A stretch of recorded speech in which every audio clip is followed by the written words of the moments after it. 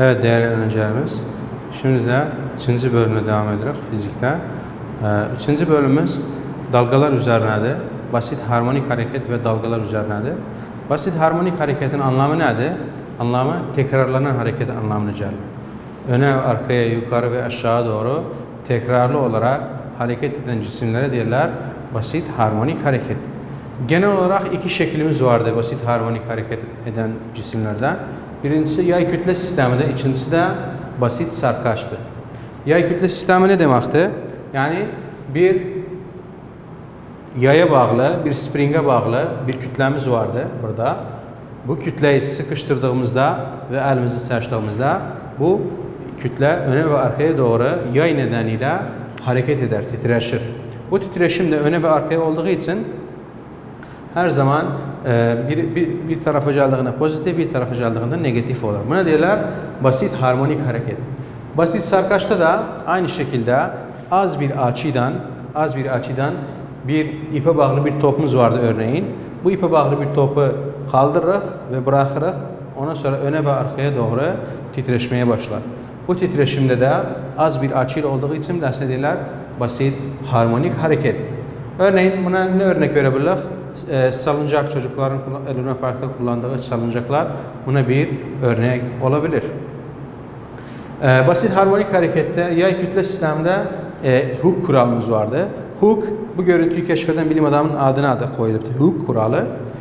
Kuralımız nedir? F esneklik eşittir eksi K çarpı X. Tabi bu neyle ilgilidir? Yay kütle sistemiyle ilgilidir. Yay kütle sistemiyle ilgilidir. Bakın nedir burada? F esneklik eşittir eksi K X ne demektir? Yani esneklik kuvveti, yayın bir esnekliği vardı. O esneklik kuvveti oluşturulmuşsa. Eksi K yay sabitidir. Yayın kalın ya da ince olmasına bağlıdır. Çarpı X ne kadar sıkıştırılıp bırakıldığını bilemizə göstərir. Tabi yay sabiti de Newton bölü metre ile ölçülür. Newton bölü metre hardan gəlibdir? F esneklik Newtonla ölçülür. X de metre ile ölçülür. Eğer K'yi bulmak istediysek olur F esneklik bölü X, o yüzden Newton bölü metre ile ortaya çıkarılmıştı. Eğer soruda sallanan bir cisimimiz olduysa, sallanan bir cisim, o zaman yay sabitini bulmak için bu kuralı kullanırıq. K eşittir M çarpı G bölü X kuralını kullanırıq.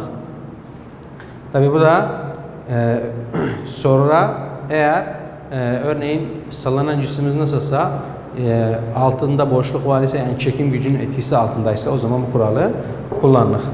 Bir de basit sarkaçlı esneklik kuvvetimiz vardı ama bu esneklik kuvveti ne diyor? Geri çağırıcı kuvvet. Ne demekti? Yani geriye doğru çağırır. Sarkacı burada bıraktığımızda geriye doğru birisine döndürür. O zaman geri çağırıcı kuvvet ne olur? Eşittir F esneklik çarpı sin theta. Tabi bu konu üzerine bir örneğimiz vardı. Basit harmonik hareket üzerine. Örnek 3A'ya kitabımızda eğer baksanız örnek 3A sayfa 66'da. Daha nedir bilemizə? Diri kütlesi 0.55 kilogram olan bir cisim dik bir yaydan asılıyor. Yani bu nedir? Sallanan bir cisimdir. Yay denge noktasında 2 santimetre uzuyor. Buna göre yay sabiti kaçtır? Yay sabiti kaçtır? Yani hemen bilemizə ne istirir? K'ni istirir. Bakaq verilenlerimiz nedir? Verilenlerimiz M eşittir 0.55 kilogram, X eşittir 0.02 metre, orada santimetre verdiği için santimetreye çevirdik. Bir de G 9.81 metre bölü saniye karedir. Neden G sabitini kullanırıq? Çünkü sallanan bir cisim çekim kuvvetinin etkisi altındadır.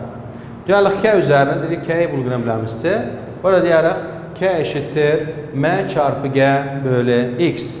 Hemen değişkenler yerleştirerek K eşittir 0.55 çarpı 9.81 bölü 0.02. Sonucu ederi 270 Newton bölü metre. Tabi bununla neyi bulmuş olduk? Yay sabitini, sallanan bir cisimsi yay sabitini bulmuş olduk.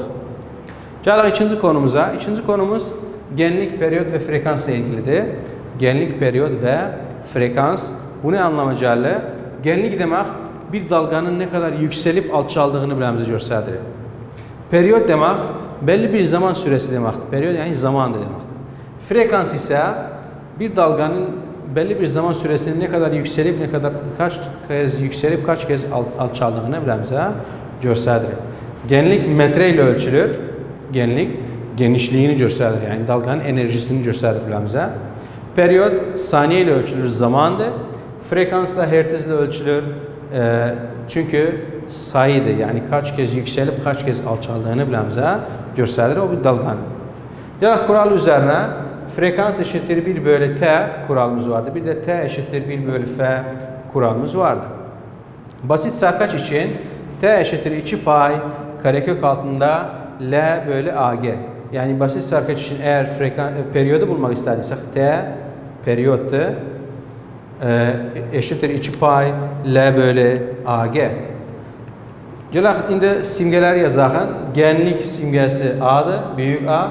Periyod simgesi T'dir, frekansın simgesi de küçük F'dir. Burada gördüğümüz gibi T eşittir 2 pay L bölü AG karekök altında. Bu ne içinde? Basit sarkaç için. Bir de Y kütle sistemi için varımızdı. Yani basit sarkaç için dedik periyod L bölü AG'dir burada gösterdiğimiz gibi. Bir de Y kütle sistemimiz vardı bu cisim için. Ne olur? T eşittir 2 pay karekök altında M bölü K kuralını kullandık. Bir de özel bir kuralımız vardı. O da nerede özel kuralımız? Soruda eğer bize titreşim sayısını verdiyse, titreşim sayısı ne demektir? Yani bir dalganın ne kadar titreştiğini biləmizə göstərir. O zaman diyerek F eşittir titreşim sayısı bölü toplam zaman. Titreşim sayısı bölü toplam zaman olarak biləmizə göstərir burada. Gələk bu konu üzerine bir soru çözməyə, örnek 3B, eğer kitabımızda baxdıysaq, örnek 3B'ye baxağın, nedir biləmizə?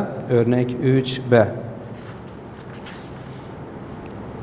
Örneğimizde dili, bir kulenin yüksekliğini öğrenmek istiyorsunuz. Ancak karanlık kulenin tavanını görmenizi engelliyor. Tavadan asılı bir sarkaç yere çok yakın bir şekilde sallanmaktadır. Bu sarkacın periyodu 12 saniye olduğuna göre tavan ne kadar yüksekliğe sahiptir? Yani ne istedir biləmizdən? Zaman istedir. Yani affedersiniz, uzunluk istedir. Bir tavan ne kadar yüksekliğe sahiptir? Uzunluğu, yüksekliği biləmizdən istedir. Gələk, hemen baxarıq verilenlere. Dedik, verilenlerimizden birincisi T eşittir 12 saniye verib biləmizə. Bir de AG eşittir 9.81 metre bölü saniye kare. Bir de L'ni istedir biləmizdən kuralımızda. Gələk hemen diyerek T eşittir 2 pay karekök altında L bölü AG. Bir de L eşittir, eğer L'yi bulmak istediysek tabi karekök altını çıkarmamız lazımdır. T kare çarpı AG bölü 4 pay kare olarak özümüze gəlir. Ve L'nin sonucu da 36 metre olarak görürük. Bu ne ile ilgiliydi? Basit sarkaç ile ilgili periyod kuralını kullandık bu soruda. Bir de yay kütle sistemi ile ilgili olan bir periyod kuralımız vardı. Yay kütle sistemi ile ilgili olan. O yüzden gələk neyi çözməyə? Örnek 3C. Kitabımızda baxaraq örnek 3C'ye. Nedir?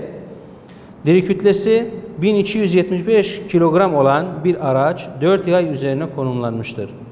Araç bir şoför ve bir yolcu taşıyor. İkisinin kütlesi 153 kilogramdır. Araç yoldaki bir yarıktan geçerken 0.84 saniyelik bir periyotla sallanıyor. Hareketin ilk saniyelerinden itibaren basit harmonik hareket olduğunu varsayarak yay sabitini bulunuz. Burada biləmizə ne deyir? K'yi bulguran. Eğer baxdıysaq yay kütle sisteminin periyoduna kuralında neyimiz vardı? K vardı. Bu K'yi istedir biləmizdən. Gələ baxaq. Değişkenlerimiz nerede örnek hücrede? M1 verib biləmizə 1275 kilogramdır. M2 verib 153 kilogramdır. Tabi burada iki kütlemiz vardı ama bakarıq kuralda bir tane kütlemiz vardı. O yüzden gələk ne yaparıq? Bu kütlelerin ortalamasını çıkarmamız lazımdır.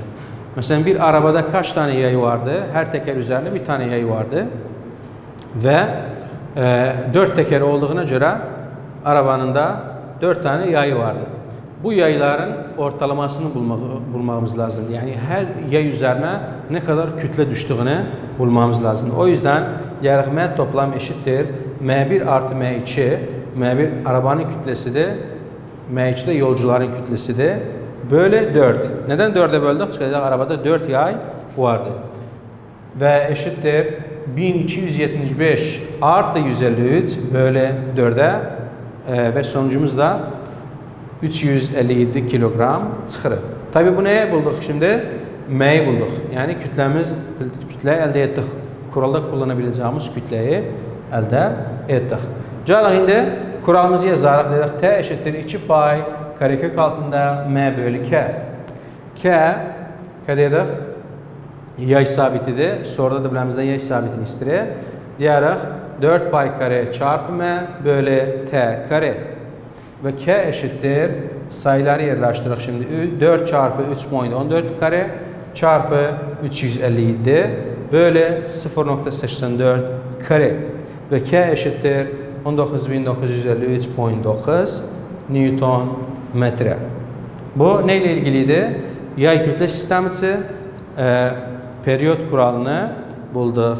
Bu kuralı kullanarak sonuca ulaştık ve yay sabitini elde ettik. Gələk şimdi diğer konumuza. Diğer konumuz da dalga özellikleri ile ilgilidir. Dalga özelliklerinde tabii bir dalgada dedik 3 tane değişkenimiz var idi. Periyot, frekans ve genlik. Periyot, frekans ve genlik. Tabii bir de değişkenimiz vardı. O da nedir? Bir değişkenimiz daha vardı. O da dalga hızıdır. Dalga hızı biləmizdə nəyi göstərir? Baxın, dalganın özelliklerinde. Dalga hızı V ile ölçülür. Simgəsi V'dir. Birimi de metre bölü saniyedir. Eğer bu kurala baktıysaq, V eşittir F çarpı lambda kuralını görürük burada. Bu kuralın anlamı nedir?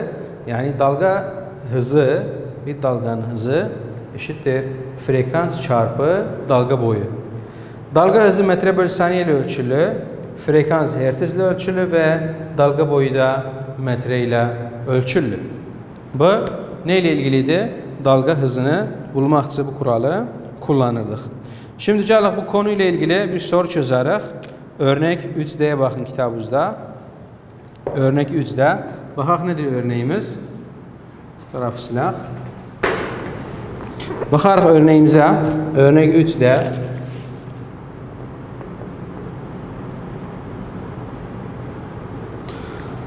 Örnek 3D'de baxaq nedir biləmizdir? Bir gitar teli 264 hertz ile titreşmektedir. Ne verir biləmizdir burada? Hemen yazaraq. Frekans verir. Frekans eşittir 264 hertz. 264 hertz. İlk değişkenimiz frekansıdır. Havada sesin hızı 343 metre bölü saniye. Yani V'yi verib biləmizə. V eşittir 343 metre bölü saniye. Olduğuna göre telin ürettiği ses dalgalarının dalga uzunluğu kaçtır? Yani ne ister burada biləmizdən? Dalga boyunu ister biləmizdən. Buna dikkat edəğən. Dalga boyunu ister biləmizdən. Gələk hemen kuralımızı yazaraq. Kuralımız ne deyirdi? V eşittir F çarpı lambda. Tabii bu kuralı ne yapmamız lazımdı? Lambdayı bilmediğimiz için kuralın yerini değiştirmemiz lazımdı. Lambda eşittir V bölü F. Ve gələk sayıları yerləşdirək. Lambda eşittir 343 bölü 264. Ve sonuçta kaç yapır? Sonucumuz edir 1.3 metre. Bu şekilde lambdanı yani dalga boyunu bulmuş olduk. Ve dalganın hızını kullanarak dalga boyunu bu şekilde elde edebildik. Tabi dalgaların bazı türlerde vardı. Enine dalga ve boyuna dalgamız vardı. Örneğin su dalgası ve ses dalgası bu dalgaları örnektir. Ama bu dalgaların tümüne ne diyorlar? Mekanik dalgalar. Mekanik dalgalar yani ortama ihtiyacı olan bir dalgadır. Ortama ihtiyacı olan bir dalgadır. Ve iki türe ayrılır. Enine dalga ve boyuna dalga. enine dalga ve boyunlu dalga dedik. Birisi su dalgasına örnektir. Diğeri de sez dalgasına örnektir. Evet değerli öğrencilerimiz, burada geldik bu dersimizin sonuna. Umarım faydalanırsınız.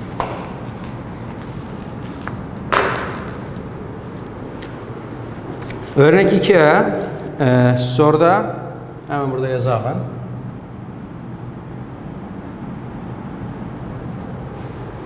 Bir kütlesi 41 kilogram olan hemen M'yi verip bize. M eşittir 41 kilogram. Ondan sonra ve yarı çapı 0.5 metre olan, tabi bunlarda işimiz yoktu, bunlar fazladan verilipti. Bir de neyle işimiz vardı bizim? Yükseklikle. Dire durgun haldeyken 2 metre yükseklikten yatay düzleme 30 derecelik eğimle yuvarlanmaya başlıyor. Yani hemen diyerek H eşittir 2 metre. Bir de neyimiz var idi? G eşittir 9.81 metre bölü saniye kare. Sorumuzda örneğimiz nedir? Diri içi dolu top. İçi dolu top. Ve en sonunda da soru nedir?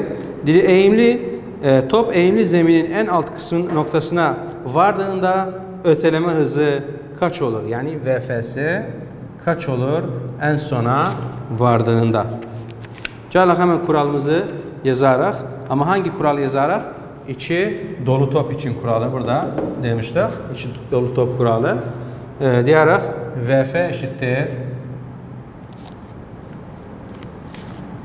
VF eşittir karekök altında 10 bölü 7 G çarpı H.